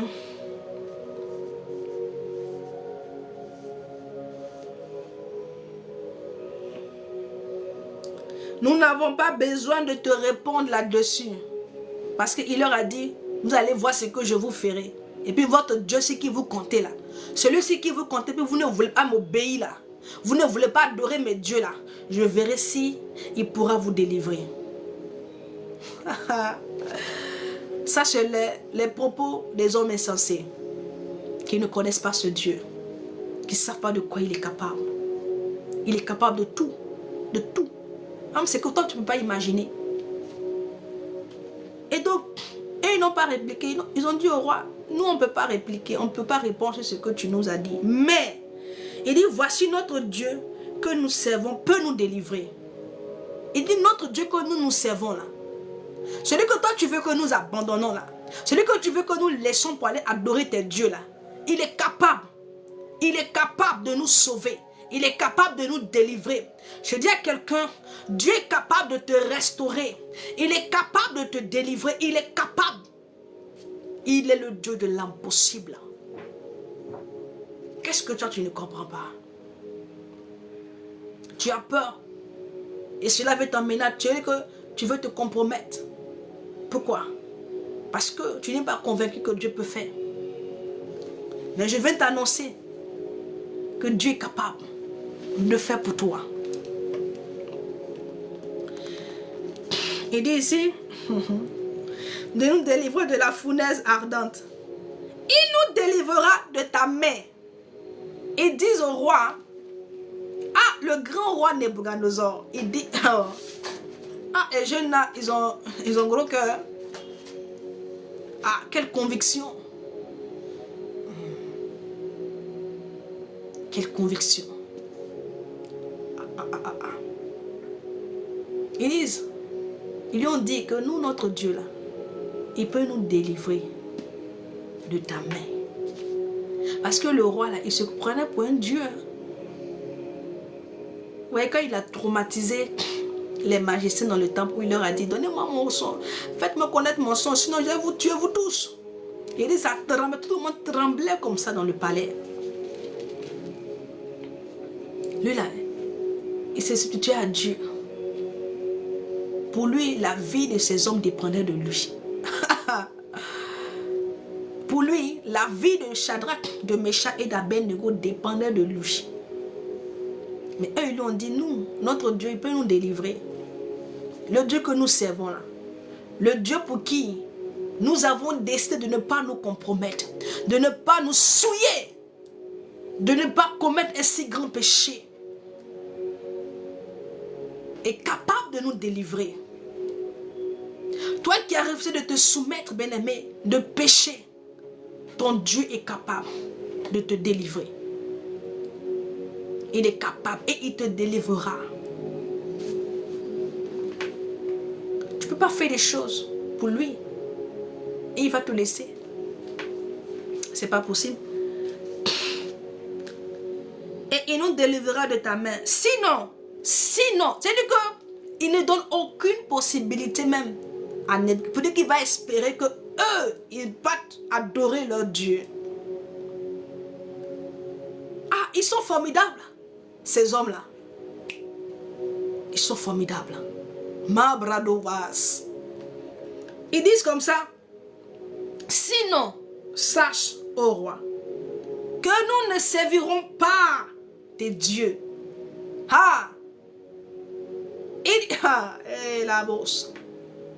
Sache, ô roi, que nous là, nous ne servirons pas tes dieux. Nous ne servirons pas tes dieux. Peu importe ce qui doit nous arriver. Si tu veux là, il faut nous arracher peut-être le travail. Tout ce que tu veux nous faire là, tu peux nous faire. Mais nous, en ce qui nous concerne là, nous ne pourrons pas. Au grand jamais. Ça ne peut jamais arriver. Ça n'arrivera jamais. Jamais on ne se prosternera devant tes dieux. Jamais. Quelle détermination.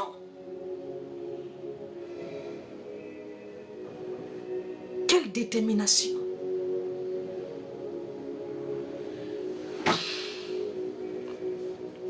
Les chrétiens, on les bouscule un peu, ça, ils tremblent. Ils tremblent. Ils ne savent pas quoi faire. Le langage même devient flou.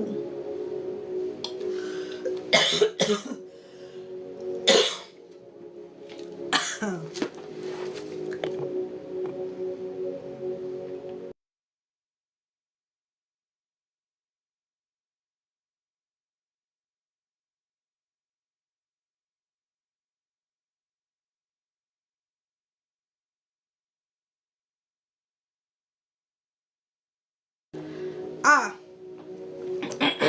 allez que je vais m'arrêter. Je vais m'arrêter là.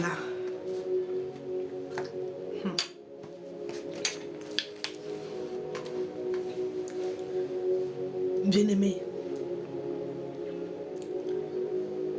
je ne sais pas comment toi tu marches avec le Seigneur Jésus.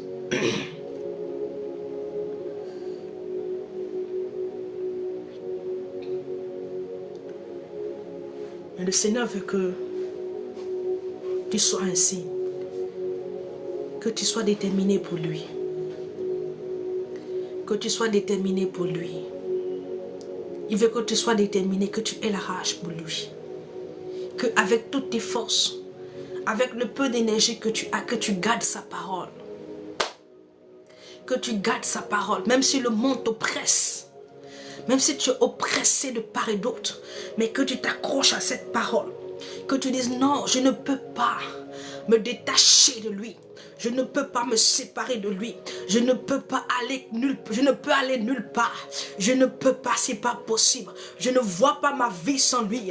Je ne vois pas mon existence sur la terre sans lui. Je ne peux pas me détacher de Jésus. C'est vrai que c'est dur, mais je ne peux pas. Je ne peux pas. Je ne peux pas me détacher de Jésus. Je ne peux pas. Ça ne va pas. Oui. Vous me faites des propositions. Cette reluisantes. Qui certainement changeront les choses dans ma vie. Mais je ne peux pas. Je ne peux pas brader cette intimité que j'ai avec lui. Je ne peux pas échanger. Je ne peux pas échanger. Je ne peux pas échanger. C'est inchangeable. Librakato Sainama. Je ne peux pas. Je ne conçois pas ma vie sans lui. Je ne me vois pas sans lui. Je ne peux pas. Il est ma vie. J'existe pour lui. En lui, je suis. Je ne peux pas me détacher de lui. On te fera des propositions. Et que tu sois en mesure de dire non. Je ne peux pas me détacher de Jésus. Je ne peux pas lâcher sa main. Je ne peux pas.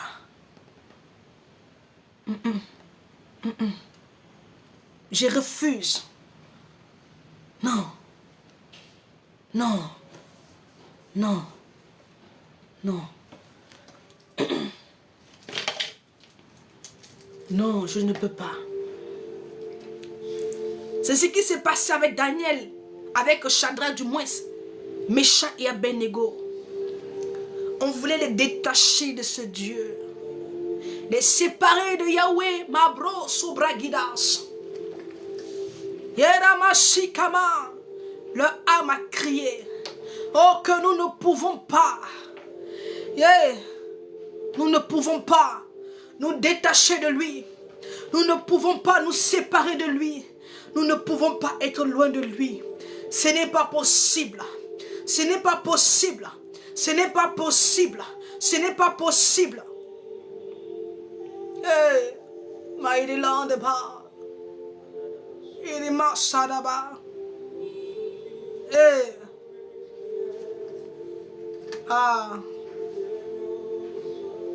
Inabrania Sovarias. Oui, bien-aimé. Il y a des situations qui arriveront pour te détacher de Yahweh. Il y a des situations, il y a des propositions qui viendront à toi. Mais sois ferme. Je dis à quelqu'un, sois ferme. Sois ferme. Sois ferme. Sois ferme. Mandi bradias. Yeka sopadiades. Lidande haide karado sokamanis. Lebro shabradias. Enanana sandagas. Sois ferme. Même quand c'est dur, dis Jésus, j'irai avec toi jusqu'au bout. Prends-moi par la main.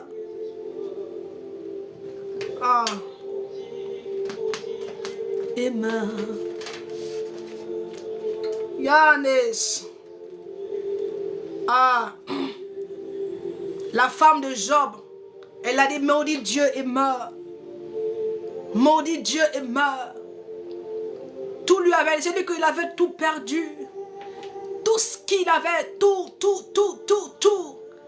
lui avait été arraché. Tout. Même sa santé. Il ne lui restait plus rien. Il ne lui restait plus rien. Mais il dit non. Je peux tout perdre. Mais pas sa présence. On peut tout m'arracher. Mais pas Jésus. Je peux tout perdre. Mais je refuse de perdre sa présence. On peut tout me prendre. Mais je veux rester attaché à lui. Oh, Mahida Honda Baish. Et de mailles de long de bras. Et cari blanc de souvarias. Hey, Mandisa. Ah, non, non, non.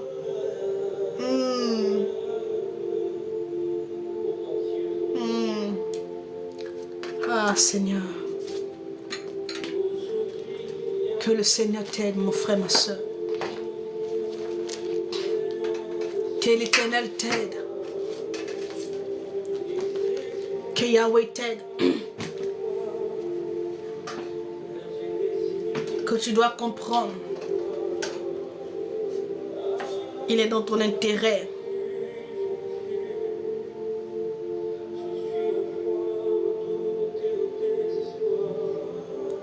Il est dans ton intérêt que tu restes attaché à Jésus.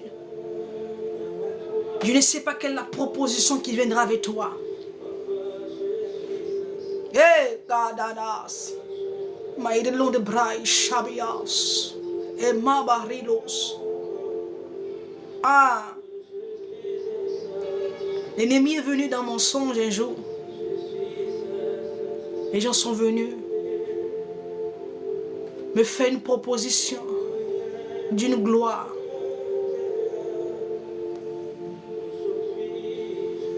J'ai dit non, nous n'adorons qu'un seul Dieu.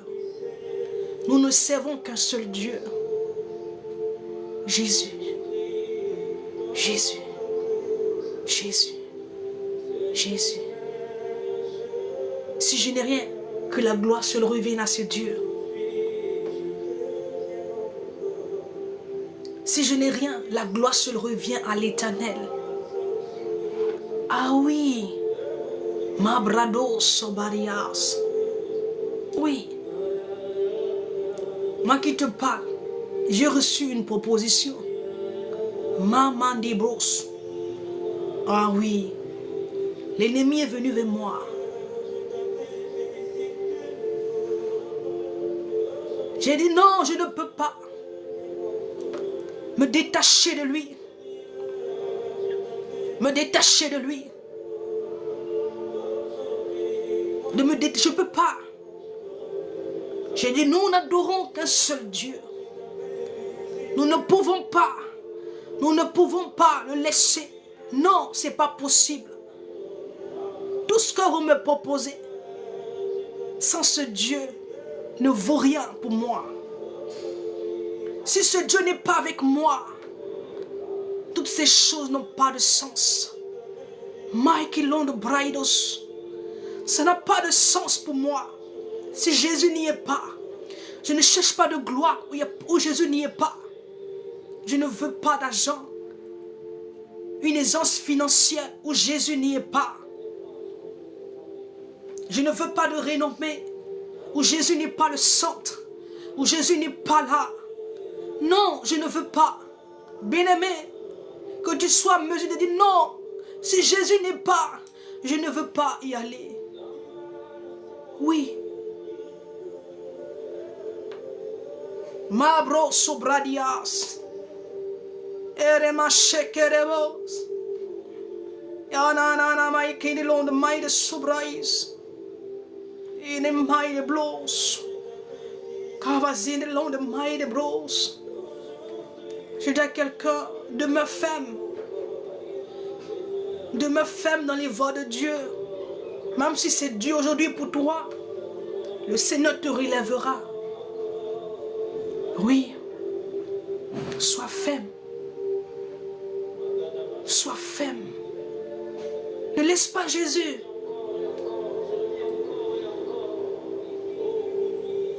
Ne laisse pas Jésus. Parce qu'il est avec toi. Même dans la fournaise, ne laisse pas Yahweh. Même dans la fournaise, accepte d'aller dans la fournaise. Accepte les moqueries. Accepte le rejet. Accepte l'abandon. Parce que lui, il est avec toi. Hey, brasso varias. Merci Seigneur pour ta grâce. Hey, Sophanie Mars. Ah. Ah, merci Saint-Esprit de Dieu.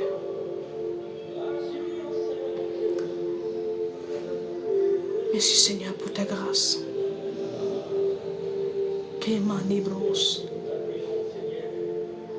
Accroche-toi à Jésus. Accroche-toi à Jésus. Accroche-toi à lui. C'est ta paix. Il défendra ta cause. Accroche-toi à Jésus. Je ne sais pas ce que tu subis, mais sois ferme. Ne regarde pas les moqueries, mais accroche-toi à Jésus. Dieu est bon. Je vais prier pour la fin. Merci Seigneur pour ta fidélité.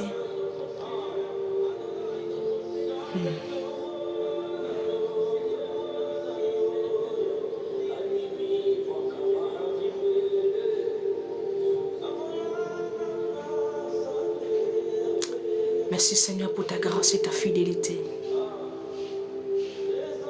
Merci pour ta fidélité Adonai. Je bénis ton nom parce que tu es fidèle. Merci pour ta parole que tu bénis dans la vie de ton peuple. De tous ceux que tu as disposés encore Seigneur pour entendre cette parole. Glorifie ton nom dans leur vie. Fortifie-les.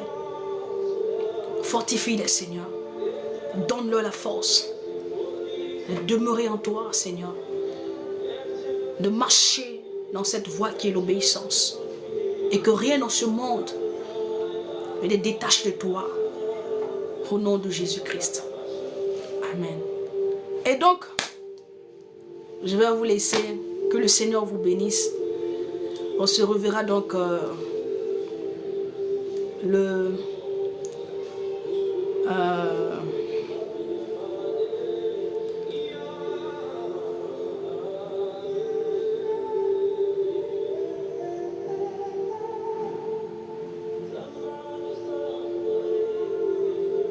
on se reverra le mercredi.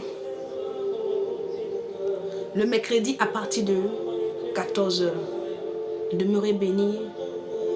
Ça a été vraiment un réel plaisir pour moi de partager avec vous ce message, cette parole. Chaque fois que je m'approche pour faire connaître ce que le Seigneur a mis dans mon cœur, c'est toujours une surprise pour moi de ce que Dieu fait. Que le Seigneur te bénisse. Merci pour ton attention. Écrivez-moi sur le WhatsApp, je vous répondrai.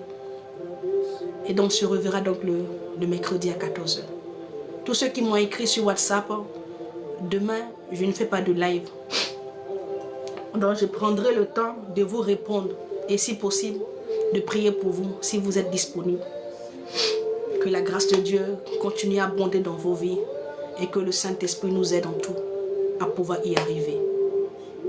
Prenez soin de vous.